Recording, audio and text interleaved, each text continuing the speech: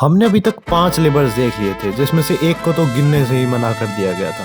अब आगे बढ़ते हैं बचे हुए लेबर्स को लेके। स्टिम्फेलियन बर्ड्स लगभग सारस पक्षी जितने बड़े होते थे। ये भी सिरेनियन हिंड की तरह गोडेस आर्टेमिस के पेट थे। हरक्यूलिस को काम मिला कि उसे इन पक्षियों को भगाना होगा जो कि अर्केडिया नामक जगह पे आकर बस गए थे, ताकि उस जगह शांति लौट आए, क्योंकि इन पक्षियों ने उस जगह आतंक मचा रखा था।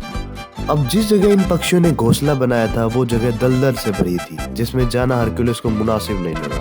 हरक्यूलिस की इस परेशानी को देख गोडेस एथेना ने हरक्यूलिस को एक ऐसा क्लैपर दिया जिसकी आवाज सुन के वो पक्षी अपने घोंसले छोड़कर हवा में उड़ने लगे। उन उड़ते पक्षियों को हरक्यूलिस ने जिन तीरों को हाइड्रा के पॉइजनस खून में डुबाया था उनसे उनको मार दिया, और जो पक्षी बचे वो हमेशा के लिए डर के भाग गए। और ऐसे पूरा होता है हरक्यूलिस का छठा काम। वैसे तो जो घोड़े होते हैं वो घास फूस ही खाया करते हैं, पर बिस्टोन्स के राजा डियोमेडिस के पास 4 ऐसे नायाब घोड़े थे जो इंसान का मांस खाया करते। अब हरक्यूलिस का काम था कि उसे इन घोड़ों को चुराना है। कुछ जगह ये बताया गया है कि हरक्यूलिस अपने साथ कुछ लोगों को भी लेकर गया था उन घोड़ों को नियंत्रण में लाने के लिए, पर जब हरक्यूलिस उन घोड़ों को डियोमेडिस से चुरा के डियोमेडिस से लड़ने गया तब उसने अपने एक साथी अबडेरस को वो घोड़े सौंप दिए, पर उसके साथी से वो संभले नहीं और उन घोड़ों के कारण उसकी मृत्यु हो गई। डियोमेडिस के मरने के बाद उन घोड़ों को शांत करने के लिए हरक्यूलिस ने डियोमेडिस को उन घोड़ों को खिला दिया और अपने साथी अबडेरस की याद में अबडेरा नामक जगह की स्थापना की। अब की बार राजा यूरिस्थियस ने अपना एक पर्सनल काम कराया। उसने हरक्यूलिस को अमेज़न्स की रानी हिप्पोलिटा का बेल्ट लाने को बोला, क्योंकि यूरिस्थियस की बेटी एडमीटी को वो पसंद आ गया था।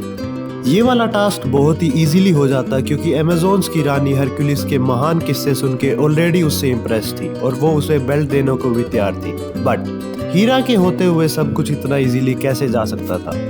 हीरा ने झूठी खबर फैलवा दी कि हरक्यूलिस और उसके साथी अमेज़न्स की रानी को मारने आए हैं। इस खबर को सुन के अमेज़न की एक योद्धा एला ने हरक्यूलिस पे हमला कर दिया।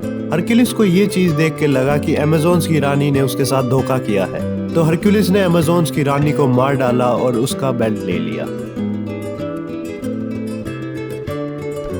अब की बार हरक्यूलिस को हेस्पेरिडिस के बाग से सोने के सेब लाने थे। जैसे तैसे करके वो बाग पर पहुंचा। वहां मिला हरक्यूलिस को हेस्पेरिडिस का बाप एटलस। अब एटलस को काम मिला हुआ था कि उसे अपने कंधों पे हेवन को उठा के रखना था जब बैटल ऑफ टाइटन्स हो रहा था।